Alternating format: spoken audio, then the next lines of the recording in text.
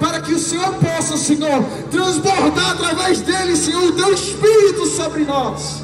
Espírito Santo de Deus, usa o teu filho, Pai, usa ele, Espírito Santo.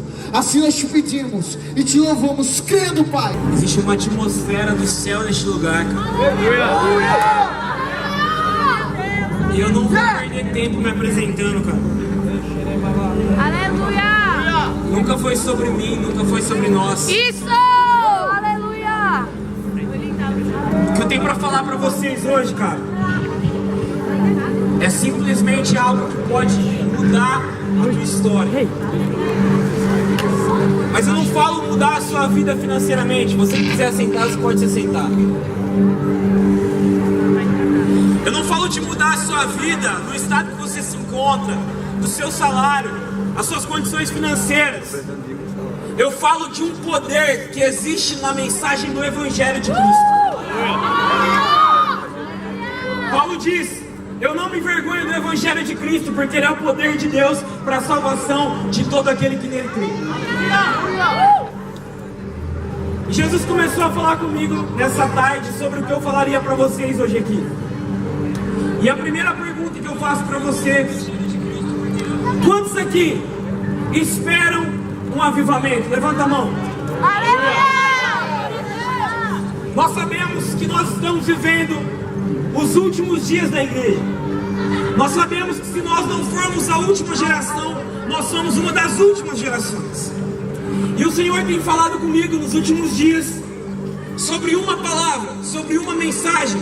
E o Senhor disse para mim: filho, onde você estiver, você precisa pelo menos pincelar essa verdade que eu vou falar para você.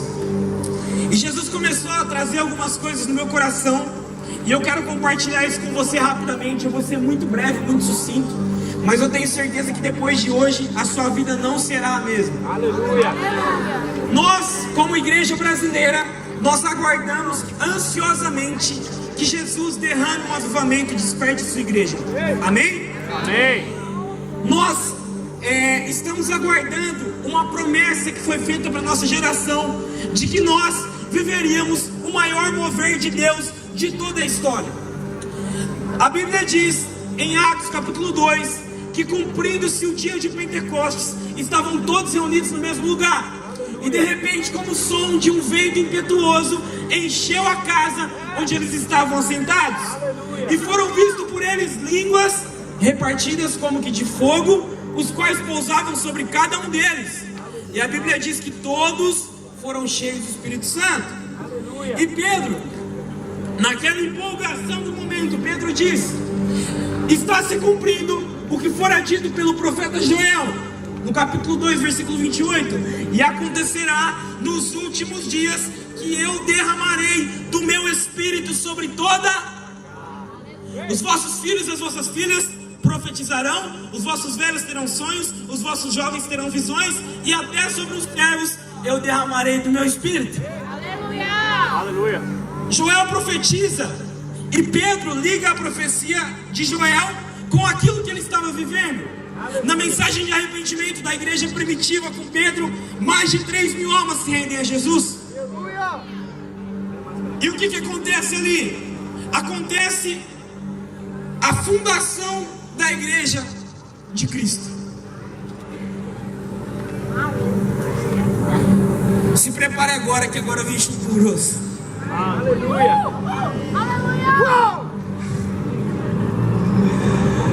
Nós estamos vivendo os últimos dias da igreja. E eu prego o Evangelho desde os meus 15 anos, e sempre uma mensagem foi a mensagem que mais me impactou. Sempre foi sobre uma igreja dormindo, sendo despertada por um poderoso e genuíno avivamento. O avivamento nunca foi sobre dons, o avivamento nunca foi sobre curas, o avivamento nunca foi sobre coisas que os nossos olhos podem ver. O avivamento sempre foi Jesus trazendo aquilo que está morto de volta à vida. A palavra avivamento vem de reatizar ou reinflamar, trazer aquilo que está morto de volta à vida. D.M. Panton, um teólogo, vai dizer: avivamento é o Espírito de Deus enchendo o corpo que está prestes a se tornar um cadáver.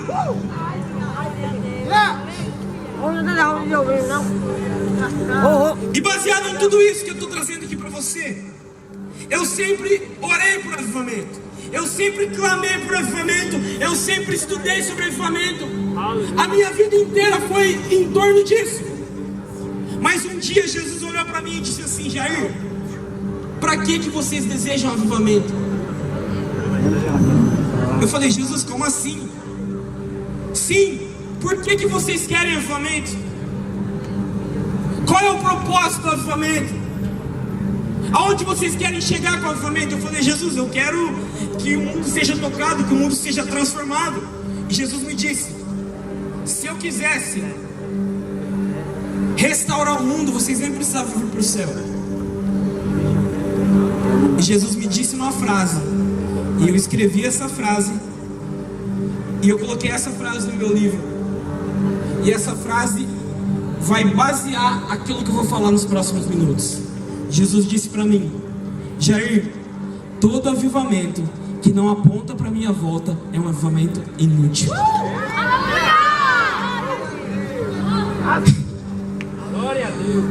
Eu não vim aqui falar sobre avivamento para deixar você feliz.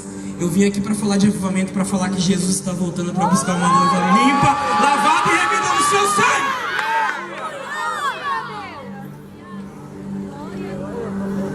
Vamos ler o texto, senão eu não prego hoje. Atos, capítulo de número 1 e o versículo de número 4. Alguém tem Bíblia aí? Levanta ela. Não vale o celular. Mentira, vale sim. Atos capítulo 1, versículo 4, estamos dizendo assim: e tendo-se reunidos com eles, ordenou-lhes que não partissem de Jerusalém, mas que esperassem a promessa do Pai, que disse ele: de mim ouviste. Porque João verdadeiramente batizou com água, mas vós sereis batizados com o Espírito Santo dentro de poucos dias. Portanto, aqueles que se haviam reunido perguntaram-lhe dizendo: Senhor, é nesse tempo que o Senhor vai restaurar o reino de Israel? E ele disse: não pertence a vocês saber o tempo e as estações que o meu Pai estabeleceu pelo seu próprio poder, mas recebereis poder quando vier sobre vós o Espírito Santo, Spirit of God, e sereis as minhas testemunhas, tanto em Jerusalém, como em toda a Judeia e em Samaria, e até os confins da... Imagina comigo essa situação. Jesus, depois de ter ressuscitado entre os mortos e ter caminhado mais de 40 dias em um corpo ressurreto com os discípulos, ele está pregando para uma multidão de aproximadamente 120 pessoas. E depois, quando se chegam mais pessoas, ele continua pregando. E a Bíblia diz que antes da ascensão, ele diz para os discípulos: porém, virá sobre vocês o Espírito Santo, e vocês vão me ser as minhas testemunhas, tanto em Jerusalém, como em toda a Judeia e Samaria e até os confins da terra. Mas antes Jesus tinha dito: mas esperem a promessa em Jerusalém. E Jesus abriu um diálogo com os discípulos. E os discípulos poderiam perguntar sobre qualquer coisa, mas eles perguntaram algo muito óbvio. Eles perguntam para Jesus: Jesus, é nesse tempo que você vai restaurar o reino de Israel? E Jesus disse: não compete a vocês saber os tempos em que o meu Pai estabeleceu, mas vocês receberão dunamis, poder, dínamos. Poder no original vem da palavra dínamos ou dunamis, que significa poder, energia constante. Dínamos dá origem à palavra dinamite. O Evangelho de Jesus é uma dinamite nas mãos daqueles que entenderam de quem são filhos, cara. Paulo diz: o Evangelho é o poder de Deus. E Jesus disse para os discípulos: eu dou para vocês poder e autoridade para vocês pisarem sobre serpentes e escorpiões. E Jesus fala para os discípulos: vocês receberão o poder que haverá de vir sobre vós, e vocês vão me ser testemunhas, tanto em Jerusalém, como na Judéia e Samaria, e até os confins da terra. Depois disso, Jesus é elevado para o céu. E a Bíblia diz que os discípulos ficaram assim, olhando para o céu, porque eles achavam que Jesus já iria reinar. Eles achavam que Jesus restauraria Israel e reinaria naquele momento. Sabe por quê? Porque os discípulos esperavam a vinda de Jesus. No mesmo tempo que ele subiu, eles esperavam que ele voltasse no outro momento. Sabe por quê? Porque eles sabiam onde estava a esperança deles.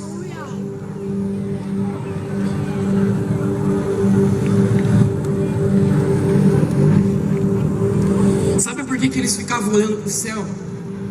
Porque eles olharam para Jesus e colocaram todas as expectativas dele em Jesus.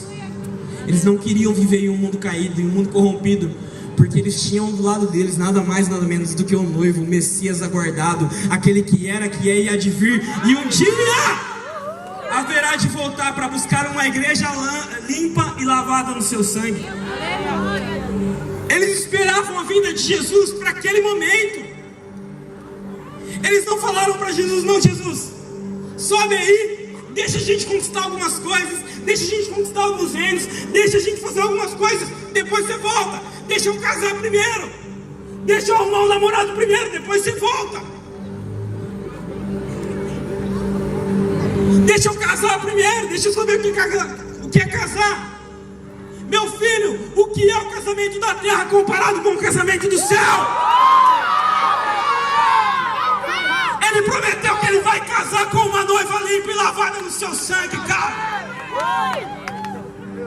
Uma noiva, ela se produz no secreto para encontrar com o seu noivo. Para que a gente quer avivamento se a gente não ama a vinda?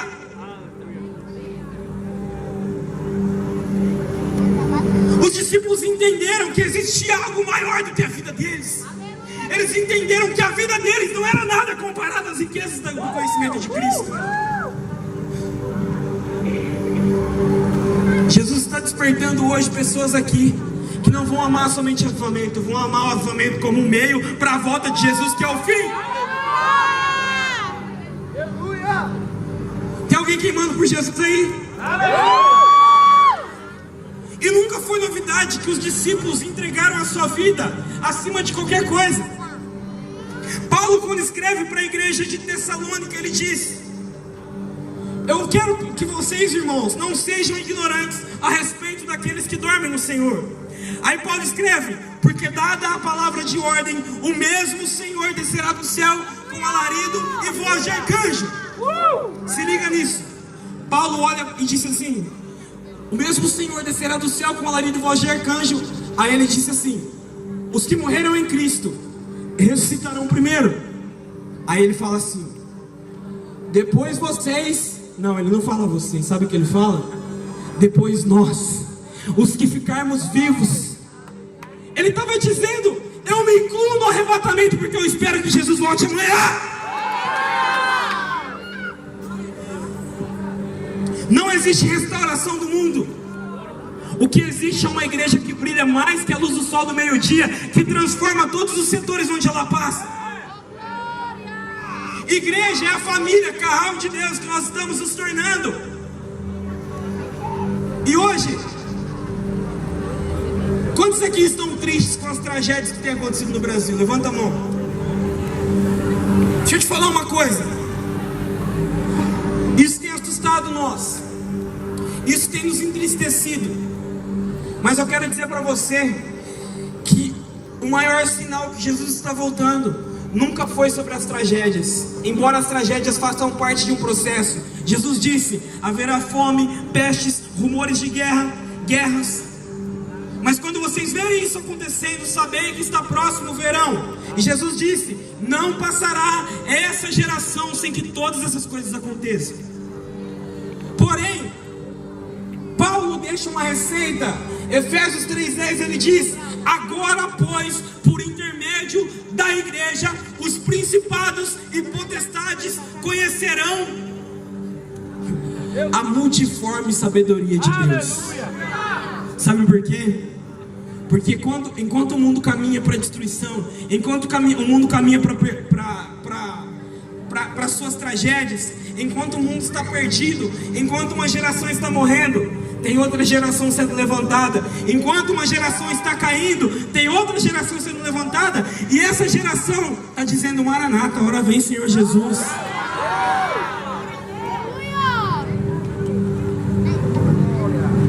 Aleluia.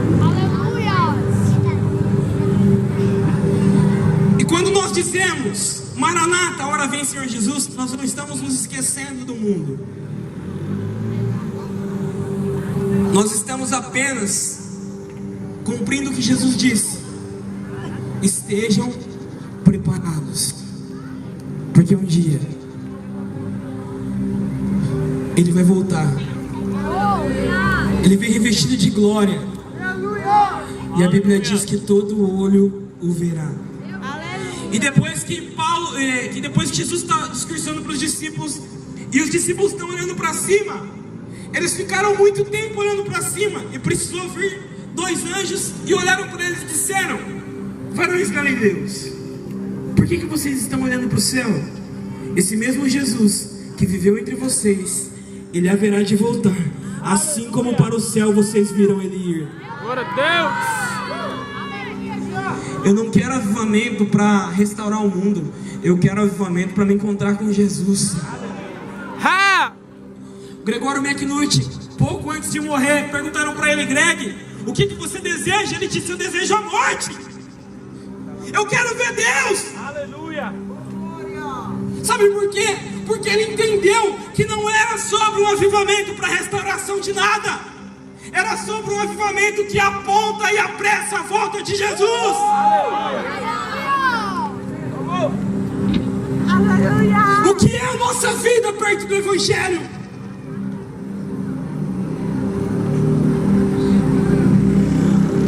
Paulo era tão convicto da sua salvação, era tão convicto daquilo que ele estava construindo em Deus, que ele escreve: Cristo vive em mim. Segura agora.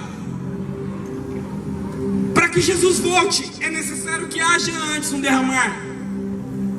Por quê? Porque quando ele escreve: os campos branquejam para a colheita, ele disse: mas quem haverá de colher? Os trabalhadores são poucos.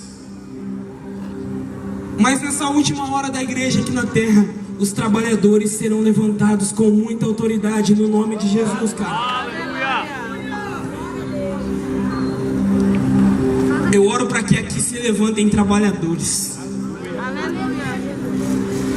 Eu oro para que essa cidade seja tocada por uma brisa do Espírito Santo nunca antes vista na história, cara. Existe algo sendo construído aqui, e não é um movimento. Movimentos passam, o que fica é o que foi plantado, cara. Aleluia. Nós estamos colhendo aquilo que foi plantado pelos nossos pais na fé. Amém. E nós hoje estamos como igreja apenas aguardando o grande dia da volta de Jesus. Mas antes que Jesus volte, cara, o campo branqueja para a colheita. Cadê os trabalhadores, cara? Cadê os trabalhadores? Aleluia. Foi profetizado sobre a nossa geração que nós colheríamos a maior colheita de almas de toda a história. 1 bilhão de almas. 1 bilhão de almas, cara, a nível mundial. Jair, isso é muita alma.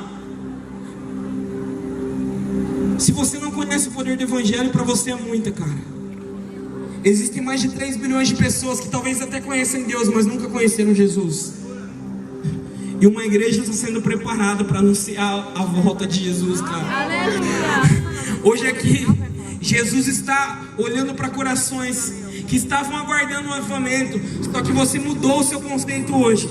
O avivamento não é mais para satisfazer o seu ego, não é mais para mudar alguma coisa na sua vida. O avivamento é apenas para apontar para a volta de Jesus, cara. Aleluia. O que é a nossa vida perto das profundezas de Cristo e do Evangelho?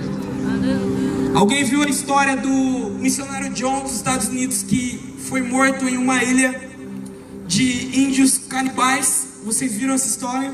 Sim. Ele driblou toda a fiscalização ali do país. país e ele foi até uma Índia onde poucas pessoas entraram lá para ter contato com a civilização dos índios. E ele foi morto a flechadas. E ele entendeu que ele precisava pregar, custe a vida dele ou não. Então ele entra naquela ilha e ele toma várias flechadas e ele morre. E ele é enterrado como indigente. Eu pergunto para você, o que esse cara viu no evangelho que nós não vimos? O que ele enxergou, cara, no evangelho que nós não vimos? O que ele viu? A Bíblia diz que será como alguém que encontra uma pérola preciosa e vendendo tudo que ele tem, ele vende tudo para comprar essa pérola preciosa, porque ele entendeu o valor dessa pérola. O evangelho é essa pérola preciosa que nós encontramos. E quando nós entendemos o que é o evangelho, nós entendemos que a nossa vida não é nada perto do poder avassalador que tem o evangelho de Jesus para salvar todo aquele que nele crê. Esse cara morreu, não teve nenhum enterro digno, mas Hebreus chama esse cara de indigno. Hebreus diz: foram apedrejados, cerrados, torturados ao meio, homens dos quais o mundo não era digno. Existia um missionário por nome de David Brenner. Esse cara foi um arauto aos índios silvícolas. Você vai encontrar essa história no livro Heróis da Fé e também no diário de David Brenner. David Brenner, com seus 19 anos de idade, descobre uma tuberculose. E ele até então dizia para alguns amigos: eu sei que o meu dia vai chegar, porque eu não tenho mais fôlego. A tuberculose não tinha cura naquela época. E ele, depois de ir para a faculdade, não deu certo na faculdade, ele teve que voltar. Ele descobriu que existiam esses índios das peles vermelhas, e ele vai pregar o evangelho para esses índios. A história conta que na noite anterior à pregação dele nessa aldeia, os índios descobriram ele dormindo, e estava muito frio. Mas por alguma coisa, ele não sabia que os índios eram canibais. Mas por força maior do Espírito Santo, eles não comeram David Brenner. No outro dia, a história conta que David Brenner entra nessa ilha e ele prega Isaías 53. Quem deu crédito à nossa pregação e a quem se manifestou o braço do Senhor foi subindo perante ele como raiz que sai de uma terra seca. Não havia nele beleza alguma para que nós o desejássemos. Ele era desprezado, rejeitado, o mais indigno entre os homens, homem de dores, experimentado no trabalho. Mas ele levou sobre si as nossas enfermidades, foi moído pelas nossas transgressões. O castigo que nos traz a paz estava sobre Jesus. Glória a Deus. E é pelas suas pisaduras que nós somos sarados. Quando ele prega isso, mais de 5.000 índios se rendem a Jesus em uma noite fantástica da pregação do evangelho. Só que ele passou algum tempo nessa ilha, e nessa ilha ele continuou vendo os índios levarem as suas vidas de promiscuidade, mesmo depois de ter recebido Jesus. E David Brenner começa a orar, começa a gemer, e ele diz: eu não aceito os índios viverem da mesma forma que eles estavam vivendo. Então David Brenner começa a orar, e Deus responde, e mais de 10 mil índios se rendem verdadeiramente ao evangelho e começam e fazem uma revolução nessa ilha. E David Brenner, enquanto ele está pregando para esses índios, a história conta que parte do seu pulmão saía pela sua boca, e diziam para ele: cara, vai se cuidar. Ele disse: o que é a minha vida perto do evangelho, cara? Aleluia. Ele recebe uma carta da igreja da Inglaterra com um convite para passar os últimos dias da sua vida em uma igreja, talvez pastoreando essa igreja. Ele tinha duas opções: ou ficar na ilha e morrer pregando o evangelho, ou voltar e morrer no conforto da sua casa. Ele escreve isso no seu diário: mas nessa noite eu escolho queimar até o fim da minha vida. Ele permanece na aldeia, ele morre com seus 20 e poucos anos. Mas o legado de David Brenner atravessou os séculos.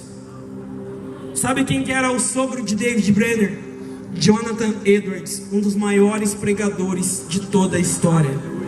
Um homem que escreveu um sermão chamado Pecadores nas Mãos de um Deus Irado. A história conta que ele ficou 3 dias e 3 noites clamando antes de pregar. E quando ele pregava, as pessoas corriam até ele dizendo: Senhor Edwards, pare! Nós estamos sentindo o inferno nos sugando, cara. Para de pregar, por favor. Como se não bastasse ele inspirar o seu próprio sogro, ele inspira John Wesley. Ele inspira Charles Wesley. Ele inspira George Whitefield. Em todo lugar onde você vai encontrar alguém dizendo sobre o Evangelho, você vai ouvir o nome de David Brenner. Sabe por quê? Porque ele entendeu que a vida dele não era para glorificar ele mesmo. Ele entendeu que a vida dele servia para preparar a volta de Jesus. E ele esperava Jesus para amanhã.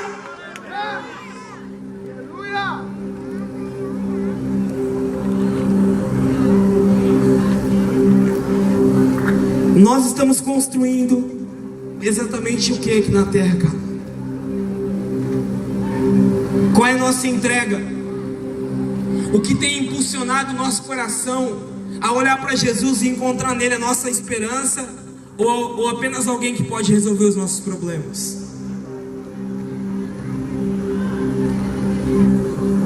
Nós estamos nos tornando a geração de Marta, que apenas faz coisas para Jesus sem Jesus. Ou nós estamos como Maria, aos pés de Jesus, olhando para ele e dizendo: Jesus, eu aguardo ansiosamente a sua volta. A palavra Maranata é uma junção de 2 palavras. Maran era um cumprimento antigo do judeu. O judeu chegava para um judeu, os judeus entre si se comunicavam assim. Quando eles diziam Maran, significava Jesus, ou melhor, o Messias virá. Só que quando Jesus veio, eles trocaram essa saudação. Alguns judeus, é lógico, os judeus que se converteram ao Evangelho, e eles trocaram, eles diziam Maran-atá, que junto significa Maranata, que significa Jesus veio, ele está aqui, e um dia ele voltará para buscar a sua igreja. Jair, eu tô com medo das tragédias. Deixa eu te falar uma coisa: nem os piores dias do mundo ofuscarão os melhores dias da igreja. Nós estamos nos tornando igreja gloriosa, cara. Sem ruga, sem mácula. Estamos aguardando o pedido de casamento que foi feito, e nós estamos em preparação para olhar para Jesus.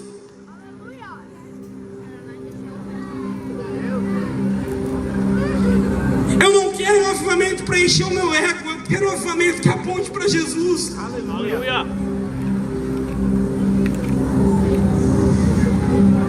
E agora, fica de pé aí, você que está sentado.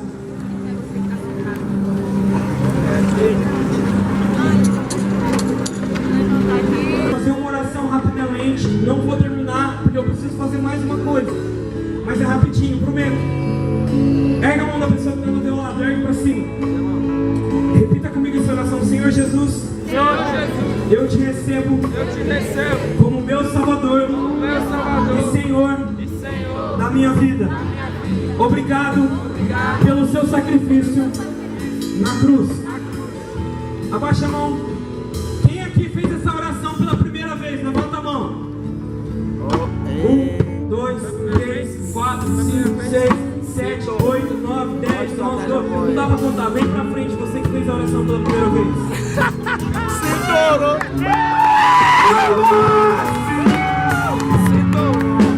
Ei! Pegou.